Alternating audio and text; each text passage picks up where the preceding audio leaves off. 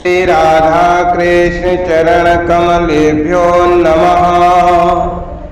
श्री राधा चरितामृतम भाग 151 ब्रज की पुनर्स्थापना परिच्छेद का प्रस्ताव। जय राधा राधा जय राधा जय श्री राधा। जय कृष्णा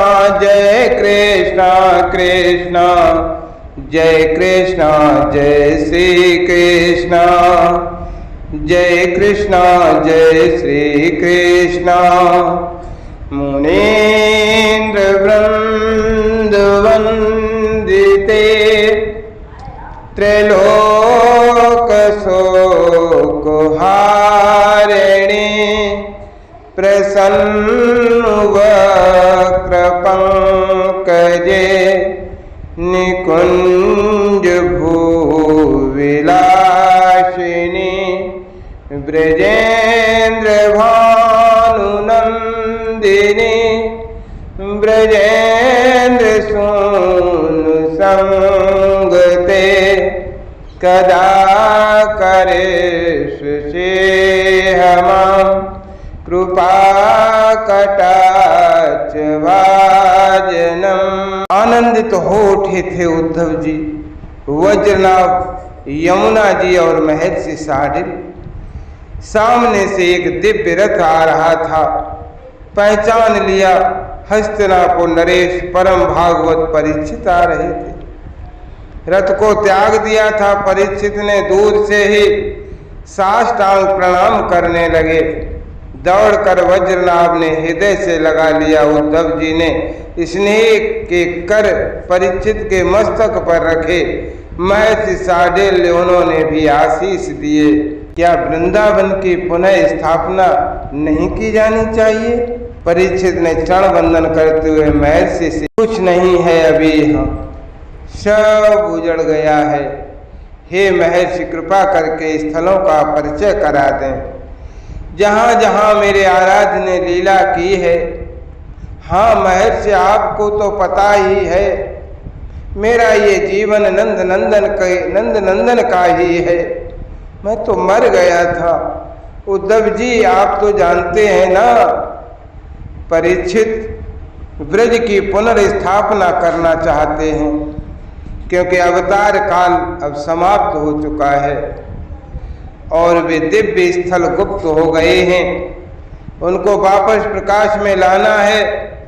नंदगांव, बरसाना, गोवर्धन और इन पावन स्थलों में भी नंद नंदन और वृषभान दुलारी की लीला स्थली, विशेष स्थली परीक्षित भाव। हे वज्रनाभ, मैं तुम्हें ब्रज में स्थापित करने आया हूँ। हस्तिनापुर दूर नहीं है। तुम्हें ब्रज को बसाने में जो सहायता मुझे से चाहिए मैं सहर्ष दूंगा। फिर हंसने लगे परीक्षित, मैं दूंगा? अरे मेरा ये शरीर भी नंद नंदन के कारण है। मैं तो मर ही गया था। मुझे जीवन दिया उन्हीं की प्रेरणा है। ये सब नेत्र सजल है परीक्षित। ब्रज अभी जन शून्य है। जन की भी आवश्यकता पड़ेगी। ब्रज को वापस बसाने में मैं उसकी कमी भी पूरी करूंगा। परीक्षित उत्साहित हैं। महर्षि ने परीक्षित की बात का अनुमोदन किया। हे परीक्षित, पर आज पूर्णिमा है। आज संकीर्तन होगा। कुसुम सरोवर के निकट पूर्ण चंद्रमा की चांदनी में उद्धव जी ने परीक्षित के पीठ पर हाथ स्नेह से मारते हुए कहा, बालक की तरह चहक उठे थे परीक्षित। आह, कितना आनंद आएगा वज्रनाभ। आज परीक्षित को पाकर और अच्छा अनुभव कर रहे हैं। परीक्षित कुसुम सरोवर के संकीर्तन की भावना में डूब रहे थे। दिन भर आह, क्या संकीर्तन था। कुसुम सरोवर झूम उठा था। गिरिराज की लताएं चमक उठी थीं। पूर्णिमा की चांदनी में गिरिराज की अद्भुत लग रहे थे। ब्रज रज में अद्भुत चमक थी। चांदनी जब यमुना की रेत में पड़ती तो गौर और श्याम दो रजकण श्यामा श्याम ही लगते थे।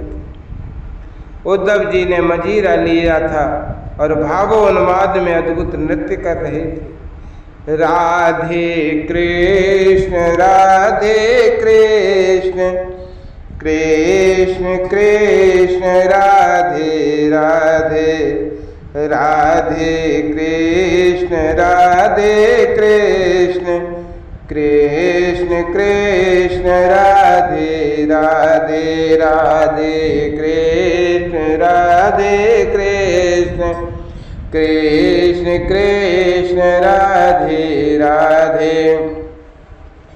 प्रेम विह्वल उद्धव जी के दिव्य देह से सुगंध निकल रही थी। नेत्रों से आह्लाद के अश्रु बिंदु झर रहे थे। युगल संकीर्तन में देवभान कहाँ था उद्धव जी को? नहीं नहीं, ऐसा लग रहा था कि पूरा वृंदावन ही नृत्य में लीन हो गया है। पर तभी दिव्य तेज, दिव्य प्रकाश गिरिराज की तलहटी में छा गया।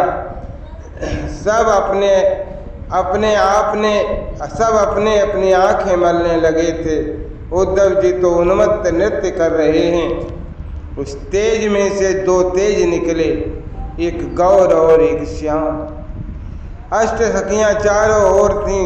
कोई चमर डुरा रही थीं, कोई पंखा झल रही थीं, कोई वीणा के तार झनकृत कर रही थीं। जय जयकार हो उठा पूरे ब्रजमंडल में। और हाँ, एक आश्चर्य, वृंदावन की समस्त लताएं सखियां बन गई थीं और उनका भी नृत्य शुरू हो गया। उद्धव जी मूर्छित हो गिरने वाले ही थे कि वृषभानुनंदिनी श्री राधा रानी ने संभाल लिया। ओह!